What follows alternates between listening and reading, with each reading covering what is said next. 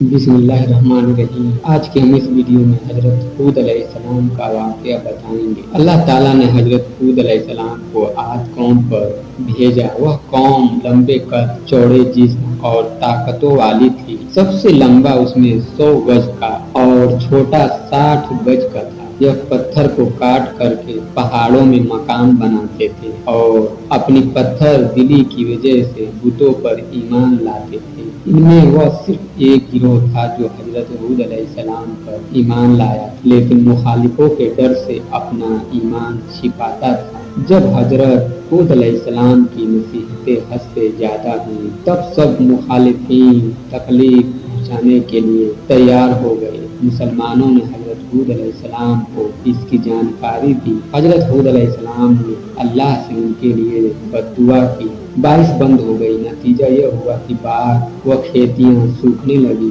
अकाल की सूरत पैदा हो गई। 7 वर्ष तक यह सिलसिला रहा। लोग भूख और प्यास से परेशान हो गए। हजरत हूद अलैहिस्सलाम ने बड़ी मोहब्बत से कहा कि ईमान लाओ और अपने आप को दोजख की आग से बचाओ। यह सब आफतें कुफ्र की वजह से तुम पर आई हैं, जिसकी असल वजह खुदा का इनकार और उसकी इबादत नहीं करना है। कुफ्र करने वाले की सामत ही थी कि उन्होंने इन बातों को छूट जाना और अपने कुफ्र पर जमे रहे। हजरत हूद अलैहिस्सलाम के साथ बेअदबी से पेश आते रहे। वे यही कहते रहे कि हूद, हम तेरे कहने से अपने बुतों को न छोड़ेंगे, न ही अपने धर्म से मुंह मोड़ेंगे। उस जमाने में रस्म थी कि जिन पर बड़ी कठिनाई आती या सामने बड़ी मुसीबत होती तो मक्का के हरम में जाकर अल्लाह से दुआ करते थे और उनकी दुआ कबूल होती थी। उन दिनों मक्का में आद कौम के अलावा अमालका कौम भी रहती थी।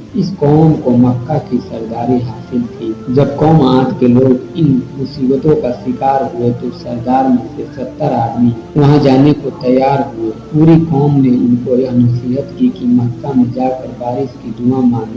जब यह सब मंजिलें पूरी करके मक्का में पहुंचे तो मुआविया बिन वक्र के घर में रुके। वह इन सबके खाने पीने और राग रंग की महफिल सजाने लगा। यह लोग भूख प्यास को भूल गए। कहाँ की दुआ और कैसी नमाज। मेजबान को मालूम था कि यह लोग दुआ करने आए हैं, लेकिन वह इन लोगों से इसीलिए नहीं कहता था कि यह लोग कहेंगे कि यह बड़ा कंजूस है, खिलाने पिलाने से कतराता है, फिर अपनी कौम में जाकर मुझे बदनाम करेंगे। आखिर उसने एक गजल बनाई और गाने वालियों को सिखा दी। मजमून उसका यह था कि तुम अपनी कौम की मुसीबत से गाफिल हो रहे हो और बारिश की दुआ मांगने में कोताही कर रहे हो। गजल सुनकर उनको याद आया तो फिर रात दिन दुआ मांगना शुरू कर दिया और अपनी कुर्बानियों को ज़िबह किया। मर्शिद बिन मैदान उनमें से एक शख्स था जो छिपा हुआ मुसलमान था। वह हजरत हूद अलैहिस्सलाम पर पूरा ईमान रखता था। वह इन लोगों से बोला, जब तक हजरत हूद अलैहिस्सलाम पर ईमान न लाओगे तो आपका मकसद कभी पूरा नहीं होगा। यह लोग समझ गए कि यह आदमी मुसलमान है। ऐसा ख्याल आते ही उन लोगों ने उन्हें अलग कर दिया और अल्लाह के दरबार में दुहाई की। इस मुद्दत में 3 टुकड़े बादल के सफेद, काले और लाल पैदा हुए और इस बादल में से यह आवाज आई कि इनमें से एक टुकड़ा अपना लो और इसके बाद अल्लाह के हुक्म का इंतजार करो। लोगों ने सफेद व लाल बादल से मुंह मोड़ लिया और काले बादल पर निगाह जमाई कि यह बारिश करेगा।